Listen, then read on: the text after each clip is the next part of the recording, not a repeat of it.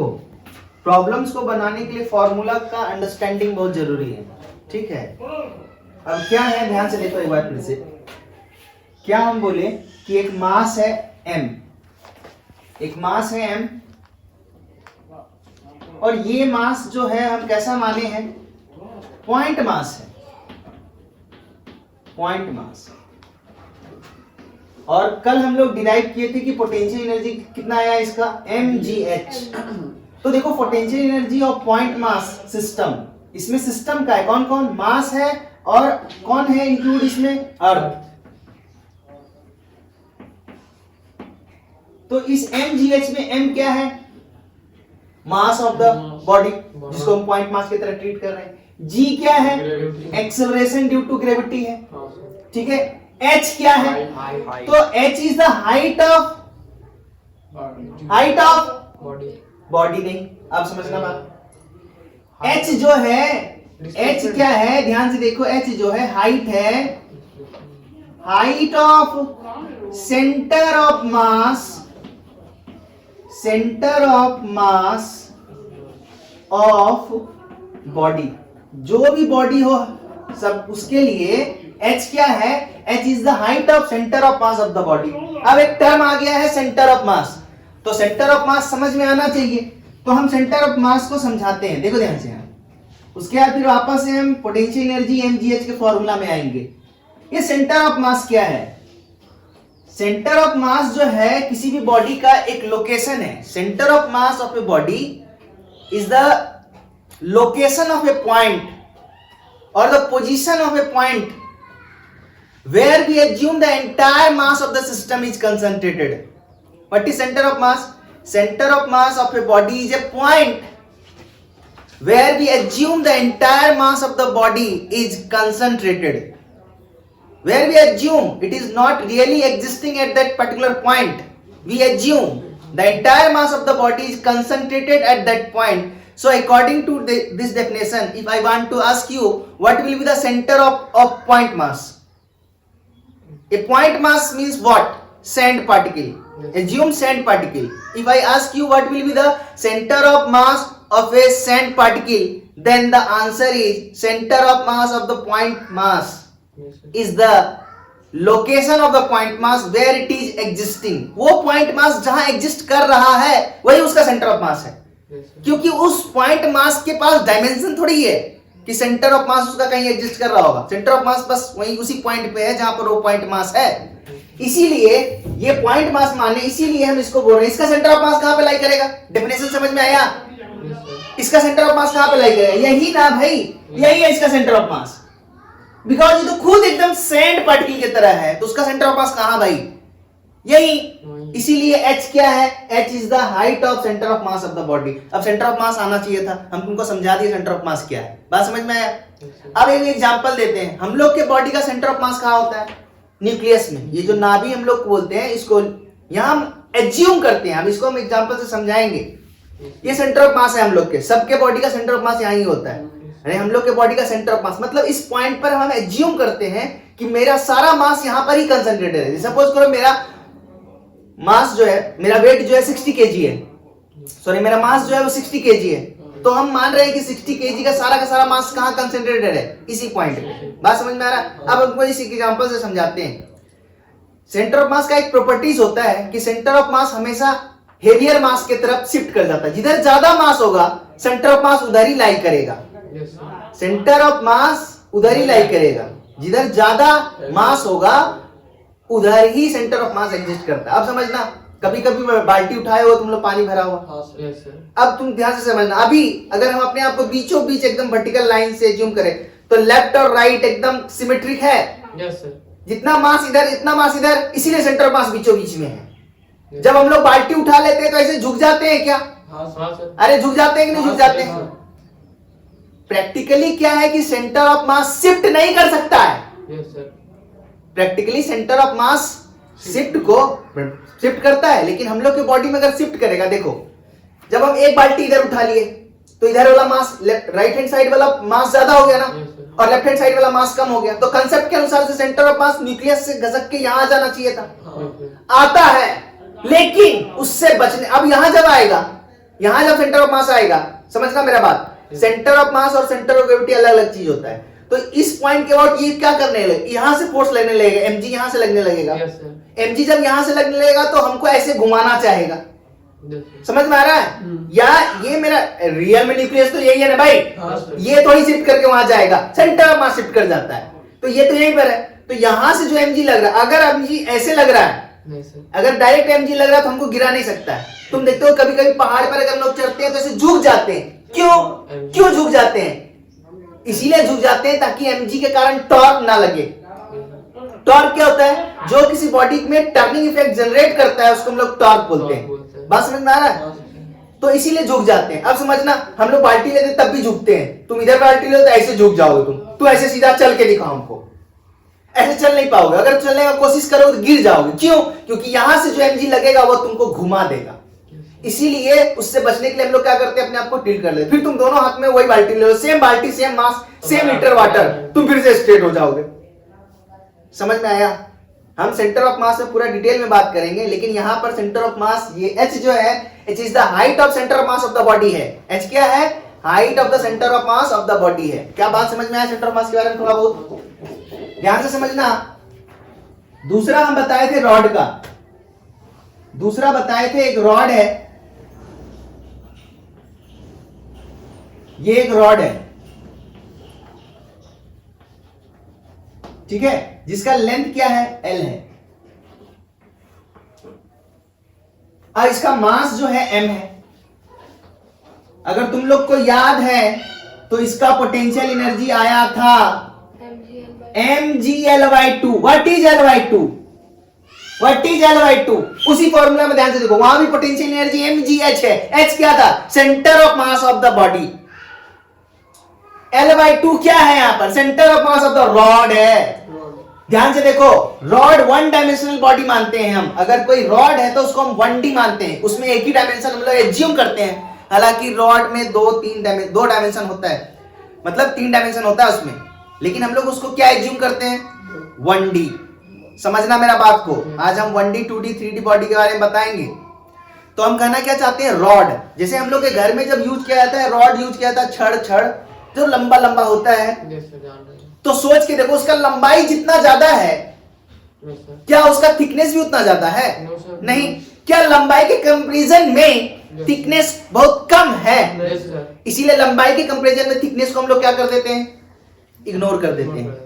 Length के comparison में उसके थिकनेस को क्या कर देते हैं? इग्नोर कर देते हैं। क्योंकि लेंथ रहता है किसमें? मीटर में रहता है ना। छड़ तो लंबा लंबा होता है, मीटर में होता है। और थिकनेस किस में आएगा? सोच के देखो, मिलीमीटर। ऑफ करो रे, ध्यान से देखो। तो क्वेश्चन क्या था कि एक रॉड है,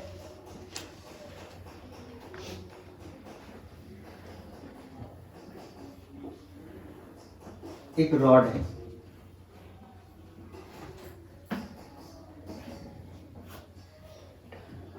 और ये ग्राउंड पे रखा हुआ है इस तरह से। L लेंथ का था, ये भी गिवन था L लेंथ, और इसका मास भी गिवन था m। पहले मास रॉड जो था वो हॉरिजॉन्टली प्लेस किया हुआ था। अब बताओ, ये लेंथ है तो इसको कितना मानोगे तुम? नेग्लिजिबल। तो ध्यान से देखो, अभी पोटेंशियल एनर्जी क्या लिखोगे तुम? UI means initial potential. अभी पोटेंशियल एनर्जी, इसका सेंटर ऑफ मास तो यहीं पर रहेगा ना भाई, इधर से L/2। हाँ या ना? L/2। लेकिन इसका हाइट है क्या ग्राउंड से? अगर तुम हाइट मान रहे हो, इसका मतलब तुम इसको 1D बॉडी नहीं मान रहे हो। क्यों? क्योंकि 1D बॉडी में तो केवल लेंथ होता है, कोई भी एक डायमेंशन हो, कोई एक सिंगल डायमेंशन, और रॉड में लेंथ होता है। तो हाइट क्या है अभी सेंटर ऑफ मास का? 0। तो अभी पोटेंशियल एनर्जी क्या है? 0। और क्वेश्चन क्या पूछा गया था? क्वेश्चन ये पूछा गया था कि अगर हम इसको यहां से एक्सटर्नल एजेंट के द्वारा इस रॉड को अगर वर्टिकल पोजीशन में ले आए, वर्टिकल पोजीशन में अगर ले आए, तो इसका लंबाई L है, तो जब वर्टिकल पोजीशन में लाएंगे तो लंबाई 2L हो जाएगा, है कि नहीं? L ही रहेगा कि 2L हो जाएगा? रोहित को देखो, एल ही रहेगा ना भाई, हाँ सर, एल। और सेंटर ऑफ मास ये, अब सेंटर ऑफ मास का हाइट हो गया है ग्राउंड से। और बोले थे कि जब भी हम लोग पोटेंशियल एनर्जी मानते हैं, डिफाइन करते हैं, तो कहीं ना कहीं डॉट टर्म लेवल तो मानते हैं, तो यही तो डॉट टर्म लेवल था, डीएल डॉट टर्म लेवल। इसीलिए यहाँ पर पोटेंशियल एनर्जी क्या था, 0। इस केस में पोटेंशियल एनर्जी होगा ना, ये फाइनल पोजीशन है ना, तो फाइनल पोजीशन में mgl/2। अब हम क्या बोले थे, चेंज इन पोटेंशियल एनर्जी निकालने के लिए, तो डेल्टा U इक्वल टू क्या हो जाएगा, U final minus U initial. भाई ब्रह्मास्त्र है, चेंज हमेशा फाइनल माइनस इनिशियल होता है। क्या था इस क्वेश्चन में, जो ये क्वेश्चन तुम लोग से नहीं बना, बन गया था, समझ में आया? हाँ सर। तो ध्यान से देखो, L/2, तो इसको हम लोग 1D बॉडी मानते हैं, रॉड को हम लोग कैसा बॉडी मानते हैं, 1D बॉडी मानते हैं। यहाँ पर आज हम बहुत सारा चीज बताएंगे जो कि सारे चैप्टर में आएगा, इसीलिए ध्यान से सुनो। तो रॉड को हम लोग क्या मानते हैं, 1D बॉडी मानते हैं, एज्यूम करते हैं, क्योंकि इसमें 1 डायमेंशन बहुत ज्यादा है बाकी 2 डायमेंशन के कंपैरिजन में, इसलिए इसको 1 डायमेंशन मानते हैं, ठीक है। तो ये 1D बॉडी, अब सोच के देखो 1D बॉडी है तो उसमें क्या है, अरे 3 डायमेंशन, मतलब अगर एक क्यूबाइड का बात करो तो उसमें लेंथ है, ब्रेथ है और हाइट है। रॉड में क्या है, केवल लेंथ है, केवल ब्रेथ और हाइट है, बट हम उसको इग्नोर कर देते हैं। क्यों? क्योंकि वह लेंथ के कंपैरिजन में बहुत छोटा है, इसीलिए हम उसको 1D बॉडी मानते हैं। बात समझ में आ रहा है? 1D बॉडी का मतलब जिसमें केवल एक डायमेंशन हो, 2D बॉडी का मतलब जिसमें 2 डायमेंशन हो, लेंथ और ब्रेथ हो, और 3D बॉडी का डायमेंशन का मतलब है जिसमें लेंथ, ब्रेथ, हाइट तीनों।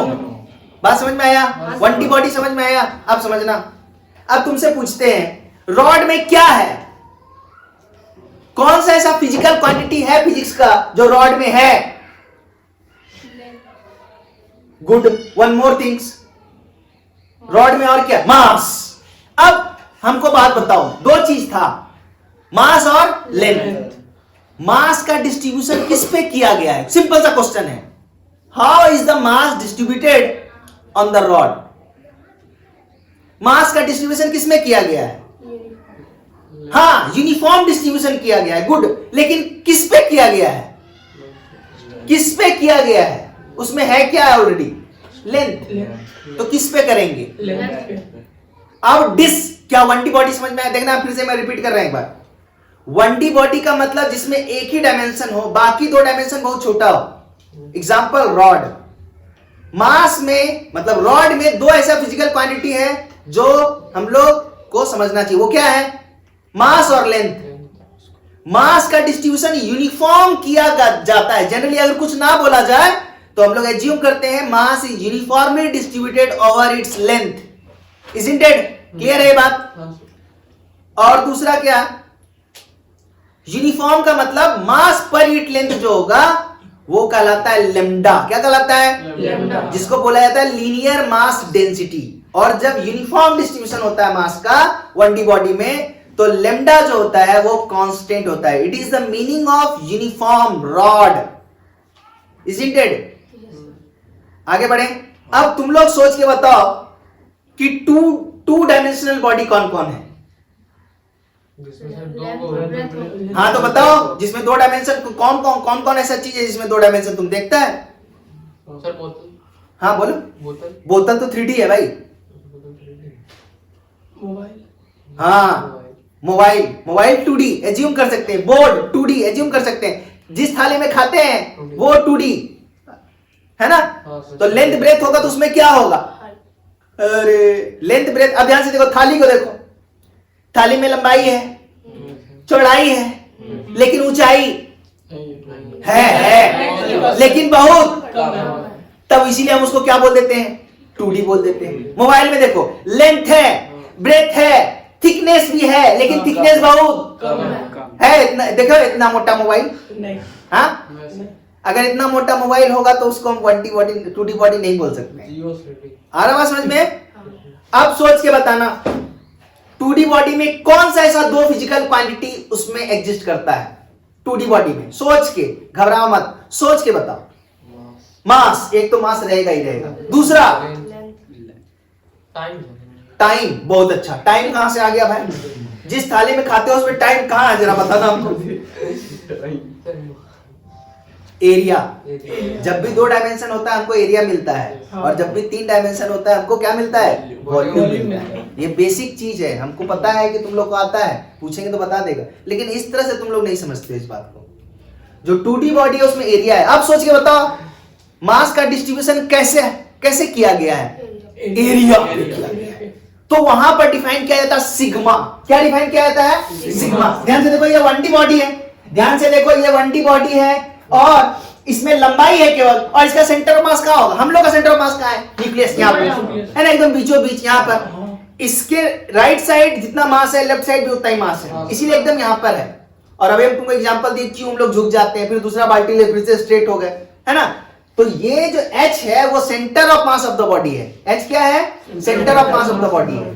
तो ध्यान से देखो, इसका सेंटर ऑफ मास कहां होगा? बीचों बीच होता है। हम लोग आगे सेंटर ऑफ मास में पढ़ेंगे। इसका सेंटर ऑफ मास जो होता है ये है। इसीलिए ध्यान से देखो, जो हम डिराइव किए थे इसको, जिस इंटीग्रेशन करके यूज करके डायरेक्ट हम उस फॉर्मूला को अगर समझे कि m mass of the body, g acceleration due to gravity and h is the centre of mass of the body. h is the height of centre of mass of the body from the surface of earth. तो ध्यान से देखो, surface of अर्थ से इसका centre of मास का दूरी कितना है? L/2, इसलिए mg L/2। ये क्या है? COM है, सेंटर ऑफ मास। अब ध्यान से देखना, ये 1D बॉडी था। ये कैसा बॉडी था? 1D बॉडी था, 1D बॉडी, ठीक है। 1D बॉडी में मास का डिस्ट्रीब्यूशन क्या? Mass is uniformly distributed over its option A length, B width, C area और डी वॉल्यूम। बोलो किस पे मास का डिस्ट्रीब्यूशन 1D बॉडी में किस पे करते हैं? इसके लिए पूछ रहे हैं। मास is uniformly distributed over its length. बात समझ में आया? अब 2D बॉडी में ध्यान से देखो, जो डिस्क, उसको बोलते हैं हम लोग डिस्क। फिजिक्स में हम लोग जिस थाली को यूज करते हैं खाने के लिए, उस चीज को क्या बोला जाता है? डिस्क। तो ध्यान से देखो, ये डिस्क है, ये क्या है? डिस्क है। अब इसमें कुछ थिकनेस होता है ऐसे थोड़ा सा, ठीक है। तो इसको हम, ये एरिया है, ये इसमें अब ध्यान से देखो, ये पूरा क्या है? What is this? एरिया। और ये इसका सेंटर है, ध्यान से देखो, इसका सेंटर है, और ये इसका रेडियस है r। रेडियस है r। अब हमको बताओ इस पूरे बॉडी का सेंटर ऑफ मास, ध्यान से देखना, एकदम मेरा बात समझना और समझने की कोशिश करना। एक छोटा थाली लो और उसके एकदम सेंटर पे टिप को रखो, देखना बैलेंस हो जाएगा। क्योंकि नॉर्मली क्या होता है, सेंटर ऑफ मास और सेंटर ऑफ ग्रेविटी एक जगह ही होता है। अगर एक्सेलरेशन ड्यू टू ग्रेविटी हर यूनिफॉर्म है, मतलब हर जगह कांस्टेंट है अगर, तो सेंटर ऑफ मास और सेंटर ऑफ ग्रेविटी एक ही पॉइंट पे कॉन्साइड करता है। And force of gravity always acts at the point centre of gravity. समझ में आ रहा बात? और जब G यूनिफॉर्म होता है तो सेंटर ऑफ मास का लोकेशन और सेंटर ऑफ ग्रेविटी का लोकेशन एक ही पॉइंट पे कॉन्साइड करता है। इसीलिए अगर तुम थाली को, मान लो इतना बड़ा डिस्क तुम ले लिए और इसके तुम कॉर्नर में, साइड में अगर तुम टिप को रखे तो बैलेंस नहीं होता, गिर जाता है, क्योंकि mg यहां से लगता रहता है और उसको घुमा देता है। लेकिन जब तुम वहीं पर एडजस्ट कर देते हो तो mg भी यहां लग रहा है और तुम ठीक mg को एक नॉर्मल फोर्स से क्या कर दे रहे हो? बैलेंस कर देते हो। यहां पर नॉर्मल फोर्स इधर है, mg इधर है, इसीलिए ये घूम जाता है। बात समझ में? आईसीसी बोर्ड में तुम लोग पढ़े हो couple, two equal and opposite force. Couple हमेशा क्या करता है? बॉडी को घुमा देता है। तो यहां भी कपल एक्ट कर रहा है।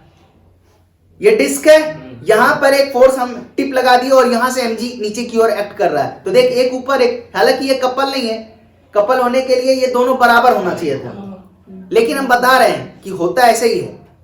ये दो फोर्स है इसलिए ऐसे घूम गया, ठीक है।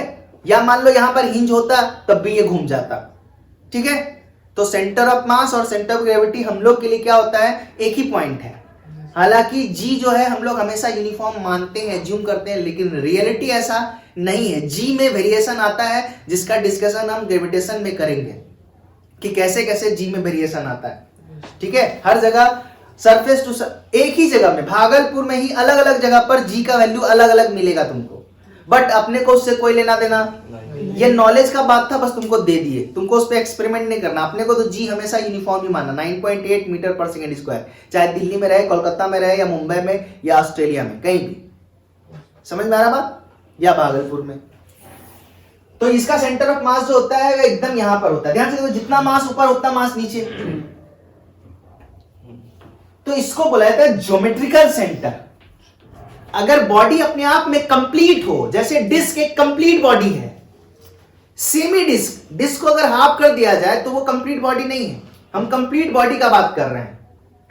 जैसे कहने का मतलब बॉल जो हम लोग यूज करते हैं, प्लास्टिक बॉल या रबर बॉल खेलने के लिए, वो कंप्लीट है, तो उसका सेंटर ऑफ मास कहां लाई करेगा? ज्योमेट्रिकल सेंटर, ज्योमेट्रिकल सेंटर पे लाई करेगा। एक डिस्क अपने आप में कंप्लीट बॉडी है, तो उसका सेंटर ऑफ मास कहां लाई करेगा? ज्योमेट्रिकल सेंटर पे लाई करेगा। अब बताओ इसका ज्योमेट्रिकल सेंटर कहां पे है? बीच में, यही तो है। तो यही इसका क्या है? सेंटर ऑफ मास। ये क्या है? सेंटर ऑफ मास है। अब ध्यान से देखो, सपोज करो इस डिस्क का मास हम दे दिए तुमको m, और ये ग्राउंड है, क्या पोटेंशियल एनर्जी कितना होगा? m तो होगा ही भाई, फॉर्मूला में into G into H. What is the value of H? R. क्या 2r? This is are. d/2 diameter का होता तो d/2 होता। क्या बात समझ में आया? हाँ सर। तो देख, पोटेंशियल एनर्जी हम तुमको वो बताए थे, ये भी हम डिराइव करके दिखाए, लेकिन हम बता रहे हैं अगर सवाल बनाना है तो उस फॉर्मूला को इस तरह से तुमको समझना पड़ेगा। ठीक है, अब सेंटर ऑफ, यानी कहने का मतलब इस फॉर्मूला का यूज अगर दूसरे बॉडी के लिए करना है तो हमेशा सेंटर ऑफ मास उस बॉडी का क्या होना चाहिए? पता होना चाहिए। तो ये चीज हम लोग पता करेंगे कहां? एक दूसरे चैप्टर में जिसका नाम है सेंटर ऑफ मास। यहां पर आया इसीलिए हम यहां पर एच के बारे में बोले कितना होता है सेंटर ऑफ मास। बात समझ में आया? तो दो चीज का तो याद रखो कम से कम, एक रॉड का और एक डिस्क का। ठीक है, एक रॉड का और डिस्क का, क्योंकि प्रॉब्लम में आएगा तब तुमको सेंटर ऑफ मास, इस फॉर्मूला में एच जो है वो height of the centre of mass of the body. Of करो। हाँ देखो, यहां पर मैं एक चीज बोले थे कि ये 1D बॉडी है और इसमें मास का डिस्ट्रीब्यूशन किस में होता है? लेंथ पे होता है। ये कैसा बॉडी है? डिस्क कैसा बॉडी है? 2 डायमेंशनल बॉडी है। इसमें मास का डिस्ट्रीब्यूशन कहां होगा? एरिया पे होगा। इसमें मास का डिस्ट्रीब्यूशन एरिया पे, और अगर 3D बॉडी होगा तो मास का डिस्ट्रीब्यूशन किस पे होगा? वॉल्यूम में होगा। तो 3 फिजिकल क्वांटिटी को डिफाइंड किया गया और ये बार बार आएगा फिजिक्स में।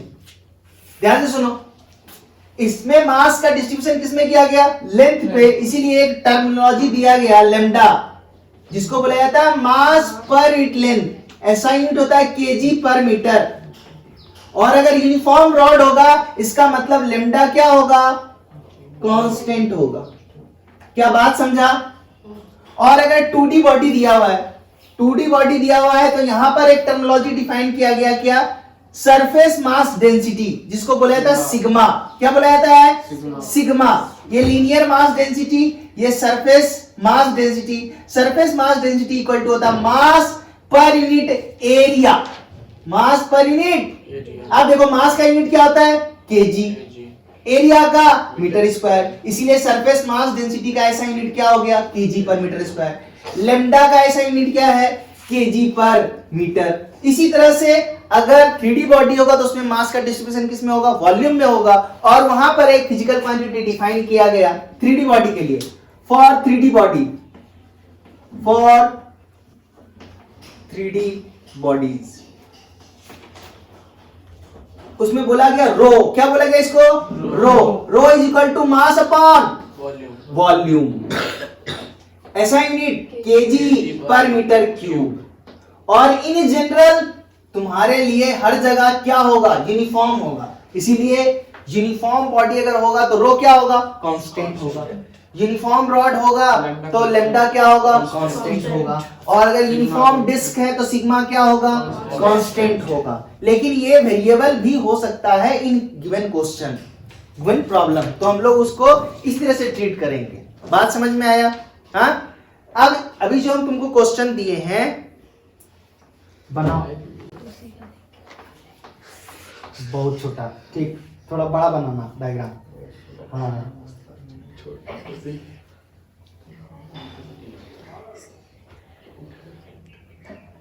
ये क्या है?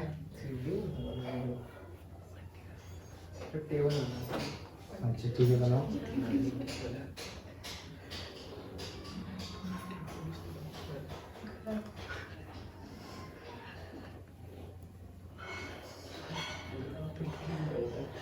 बात है।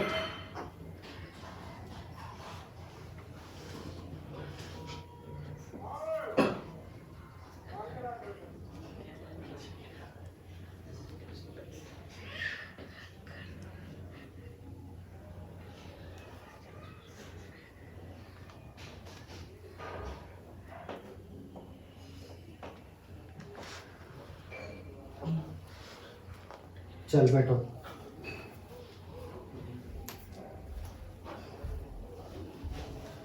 क्या सबको ऐसा ही समझा है? आगे बढ़ जाओ। क्या सबको ऐसा ही समझा है? तो देखो हम बताते हैं, मतलब सही बनाया है, कुछ नहीं है। एक्चुअली क्या है, एक टेबल है, ठीक है, ये टेबल है और इस पे एक चेन है।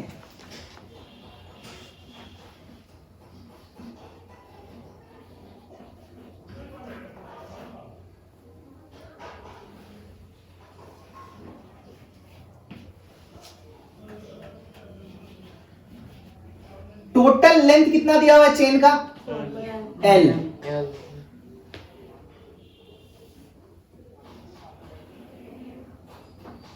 यहां से यहां तक का लेंथ जो है वो L दिया हुआ है, टोटल लेंथ, और बोलता है इसका L/N पार्ट हैंग कर रहा है। क्वेश्चन में ये दिया हुआ है ना, L/N nth पार्ट जो है इसका हैंग कर रहा है, ठीक है। और ये जो टेबल है, यहां टेबल पे कोई फ्रिक्शन नहीं। याद है जब हम लॉज ऑफ मोशन पढ़ा रहे थे तो बोले थे कि फ्रिक्शन नहीं होने पे हम बार बार बोलेंगे नहीं, हम लिख देंगे म्यू इक्वल टू 0। याद है? तो यहाँ कोई फ्रिक्शन नहीं। कहने का मतलब क्या है, जब इसको खींचा जा रहा है, इसको पुल किया जा रहा है और इसको ऊपर लाया जा रहा है, पुल करके ऊपर लाया जा रहा है, तो चेन के बीच और टेबल के सरफेस के बीच में कोई फ्रिक्शन नहीं है, यानी कोई हीट जनरेट नहीं हो रहा है। बात समझ में आया? अब क्वेश्चन क्या कहता है तो तुम समझ गए। ये टोटल लेंथ L है, एक फ्रिक्शनलेस टेबल पे रखा हुआ है, इस चेन का L/Nth पार्ट हैंग कर रहा है और बाकी पार्ट टेबल पे है। और अब क्या किया जा रहा है कि बोला जा रहा है कि अगर हम इस चेन को खींचें, पुल करें, तो ये धीरे धीरे ऊपर आएगा। और पुल कैसे किया जाता है? क्वेश्चन में लिखा हुआ पुल्ड स्लोली। पुल्ड कैसे? याद है पोटेंशियल एनर्जी हम पढ़ा रहे थे, तो हम बोले थे कि potential energy is the negative work done by conservative force. और हम बोले थे कि जब भी हम लोग वर्क डन करते हैं और पोटेंशियल एनर्जी डिफाइन करते हैं तो हमेशा स्लोली लाते हैं, मतलब यूनिफॉर्म वेलोसिटी से लाते हैं, मतलब कांस्टेंट वेलोसिटी से लाते हैं, मतलब कोई एक्सेलरेशन जनरेट नहीं होता है। तो ये भी पुल्ड कैसे कर रहा है? स्लोली। अब ध्यान से देखना, पुल करते करते करते करते करते करते करते करते सारा चेन कहां आ जाएगा? टेबल पे आ जाएगा।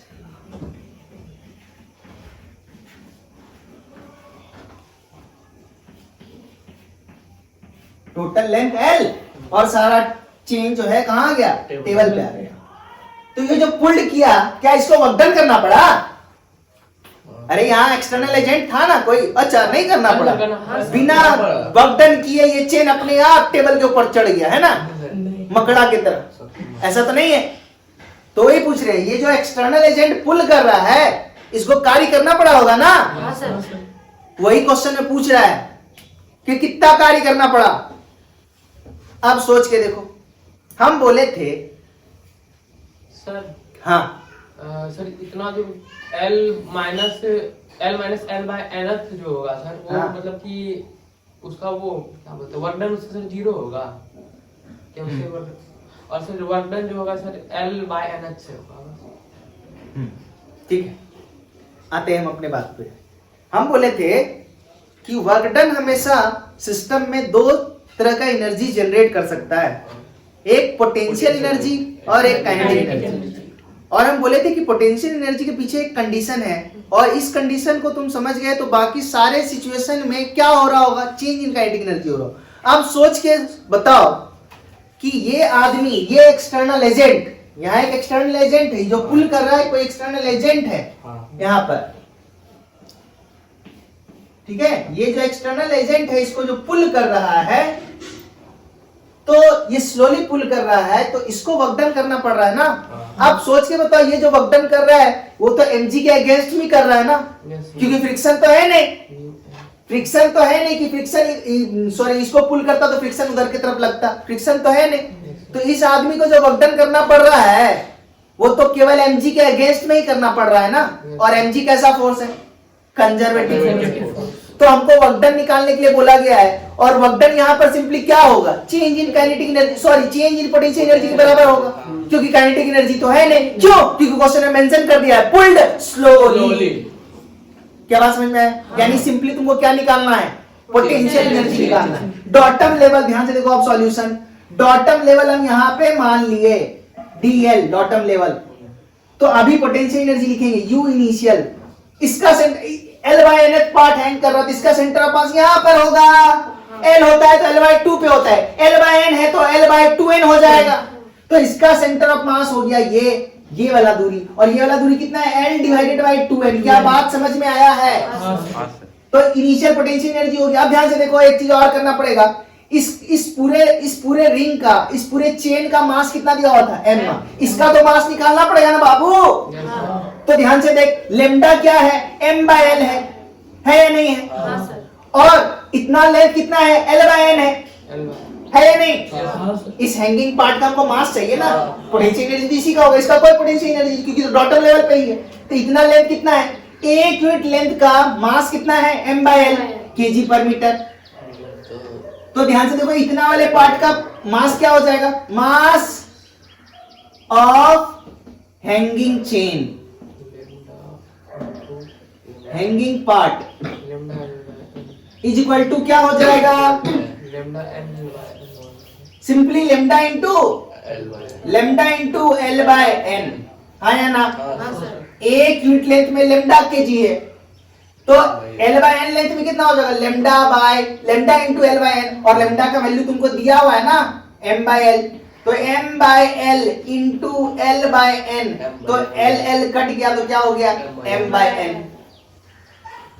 इसका मास कितना है, m बाय, तो पोटेंशियल एनर्जी भी लिखते हैं mgh, h होता है centre of mass of the body. तो ध्यान से देखो, m कितना है, m बाय n है, g तो g ही है, h का वैल्यू कितना है, L बाय 2n है। तो देखो वैल्यू कितना आ गया, mgl divided by 2n square. क्या बात समझ में आया? यहां पर फाइनल पोटेंशियल एनर्जी 0, क्योंकि ये तो डॉटम लेवल पे आ गया। अब हमको सोच के तुम लोग कोई एक भी बच्चा अगर हमको बता दिया, क्या इसमें कहीं पर भी एक भी गलती है, और हम बोल रहे हैं एक जगह मिस्टेक तो है, अब तुम लोग पकड़ के बताओ कि कहां पे मिस्टेक है, where is the mistake, off करो। तो हम बोले थे ना, पोटेंशियल एनर्जी डॉटम लेवल जहां हम लोग एज्यूम करते हैं उसके बिलो पोटेंशियल एनर्जी निगेटिव लिखते हैं, और उसके ऊपर पोटेंशियल एनर्जी पॉजिटिव लिखते हैं। डॉटम लेवल तो हम यहां पे माने हैं ना, और ये हैंगिंग पार्ट तो नीचे है ना डॉटम लेवल के, इसीलिए पोटेंशियल एनर्जी क्या होगा, माइनस, यानी minus mgl by 2n square, और यह है u फाइनल। और हमको वर्क डन क्या होगा, work done is equal to change in, अरे अभी वर्क डन क्या कर रहा है, दो ही चीज हम क्या बोले कि एक्सटर्नल एजेंट के द्वारा किया गया वर्क डन सिस्टम में दो ही चीज जनरेट कर सकता है, या तो काइनेटिक एनर्जी में चेंज लाए या तो पोटेंशियल एनर्जी में चेंज लाए। और हम बोले थे कि पोटेंशियल एनर्जी में चेंज लाने के पीछे एक कंडीशन है, work done against conservative force है, फ्रिक्शन है नहीं। तो अभी वर्क डन क्या प्रोड्यूस कर रहा है? Change in potential energy. That's why तो work done is equal to क्या आ गया? Change in potential energy, change in potential energy. और चेंज हमेशा क्या होता है? Final minus initial. फाइनल का वैल्यू क्या है? 0 माइनस, और माइनस फिर से mgl divided by 2n square, so this is equal to mgl divided by 2n square. So this is the work done. समझ में आया? तो इस सवाल को हम सिंपल वर्क डन के फॉर्मूला से भी निकाल सकते हैं। कैसे? ध्यान से देखो। अच्छा सोच के बताओ कि इस हैंगिंग पार्ट पे जो फोर्स लग रहा है mg लग रहा है, इस हैंगिंग पार्ट का जितना मास होगा इनटू g नीचे की तरफ जो लग रहा है, उसी के कारण हमको वर्क डन करना पड़ रहा है ना, उसी के अगेंस्ट में हमको वर्क डन करना पड़ रहा है। अब सोच के देखो, तो नीचे है mg, इसका जितना भी मास हो mg, और इधर हम फोर्स लगा रहे हैं, एटलीस्ट mg के बराबर लगाएंगे तभी इसको हम पुल कर पाएंगे, क्योंकि स्लोली पुल करना है तो ये वाला फोर्स और ये वाला फोर्स क्या होना चाहिए? अप्रोक्सीमेटली बराबर होना चाहिए, हालांकि थोड़ा सा ज्यादा होगा, ये कंसेप्ट हम सिखा चुके थे। हाँ। अब सोच के बताओ mg यहाँ पर कांस्टेंट है या वेरिएबल?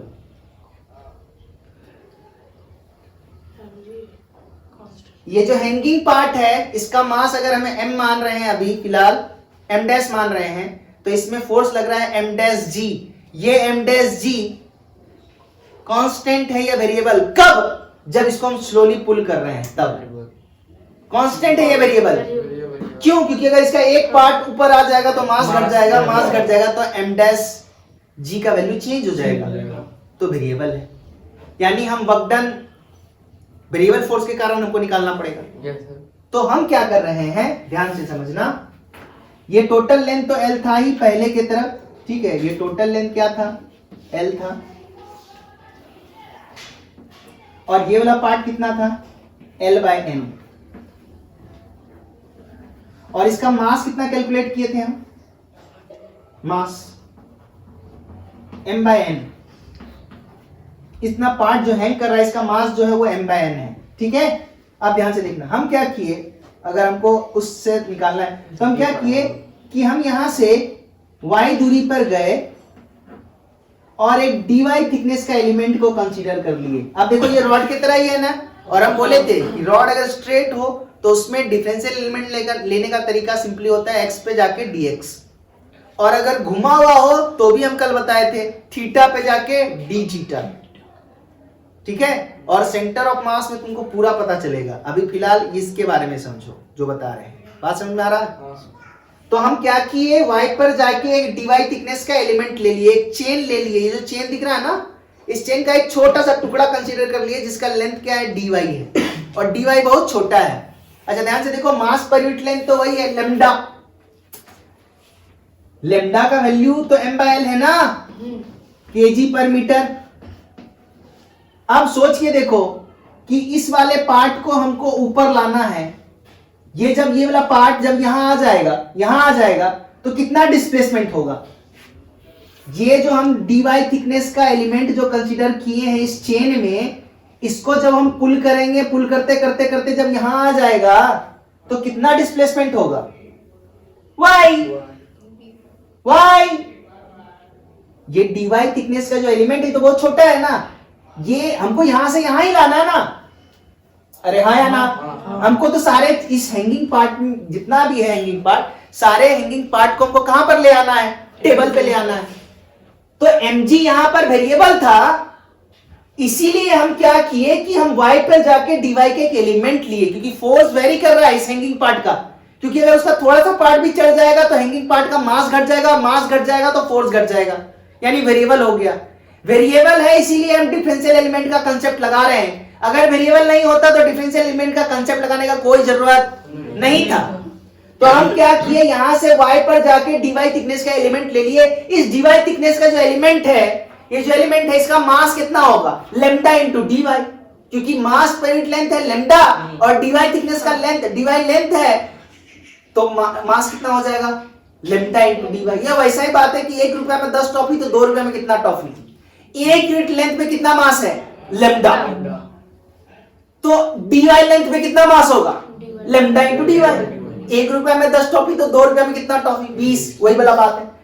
तो इसका मास कितना हो जाएगा, इस वाले पार्ट का मास क्या हो जाएगा, मास ऑफ डी। और हम शॉर्ट फॉर्म में लिखेंगे, डी क्या है, what is D, what is D, कुछ नहीं पढ़ता तुम लोग जाके। डिफरेंशियल एलिमेंट कल हम लिखा दिए थे, डिफरेंशियल एलिमेंट के बगल में लिख दिए थे डी। अभी देखना ना, कॉपी देखेंगे सबका ना। मास ऑफ डिफरेंशियल एलिमेंट कितना हो जाएगा, लेमडा इंटू डी वाई, है या नहीं, लेमडा इंटू डी वाई। बोले यहां तक समझ में आया, आया ही नहीं आया, लेमडा इंटू डी वाई। अच्छा अब ध्यान से देखो, हमको तो इस पार्ट को, हमको इस छोटे से पार्ट को लाने में कितना वक्डन करना पड़ेगा। ध्यान से देखो, हमको छोटा वक्डन, हम तो छोटा वक्डन लिखेंगे ना, क्योंकि हम पूरा चेन जो हैंग कर रहा है उसको थोड़ी ला रहे हैं, हम एक छोटे से पार्ट को ला रहे हैं। इसीलिए हम बोल रहे हैं कि छोटा वक्डन कितना करना पड़ेगा। तो D W is equal to force dot displacement, यही होता है ना। तो ध्यान से देखो, फोर्स कितना लगाना पड़ेगा हमको। ध्यान से देखो, इस छोटे से पार्ट का मास तुमको पता चल गया है, लेमडा इंटू डी वाई। तो इसमें फोर्स कितना लग रहा होगा, lambda into D Y into G. इसको अगर ऊपर खींचना है तो एफ एक्सटर्नल का वैल्यू अप्रोक्सीमेटली इतना के बराबर होना चाहिए। अब डी वाई को हम यहां से लाके कहां पर ले आएंगे, यहां तक लाएंगे तभी मेरा काम पूरा होगा। तो हम इस मास को, जो वक्डन है, तो फोर्स कितना है, lambda into D Y into G. Force ऊपर लग रहा है, डिस्प्लेसमेंट भी ऊपर हो रहा है, तो ये जो डॉट प्रोडक्ट है सिंपली क्या हो जाएगा, खत्म हो जाएगा, क्योंकि cos 0 1 और dr का वैल्यू क्या है, यहां से यहां y। अरे है या नहीं, cos 0 क्या समझ में आ गया, ये dw आया। अब ध्यान से, total work done equal to क्या हो जाएगा, लेमडा बाहर g बाहर इंटीग्रेशन y dy। y ध्यान से देखो, y जो हम माने इसका मतलब यहां पर क्या माने हैं, 0। अगर हम ये लेंथ, इतना लेंथ y माने तो यहां पर y का वैल्यू क्या है, 0। तो तुम बताओ लोअर लिमिट का वैल्यू क्या है, 0, और हायर लिमिट का वैल्यू l बाय n है या नहीं। तो 0 से l बाय n, और y dy का इंटीग्रेशन होता है y स्क्वायर बाय 2, तो 1/2 बाहर, तो लेमडा g बाय 2 आ गया, और y स्क्वायर यानी देखो upper limit l by n है, लोअर लिमिट 0 है, तो लोअर लिमिट वाला कहानी खत्म। y स्क्वायर का मतलब l बाय n का होल स्क्वायर, यानी l square divided by n square. अपने कॉपी में देखो पहले वाला आंसर, जल्दी देखो, है उसमें answer mgl by 2n square है,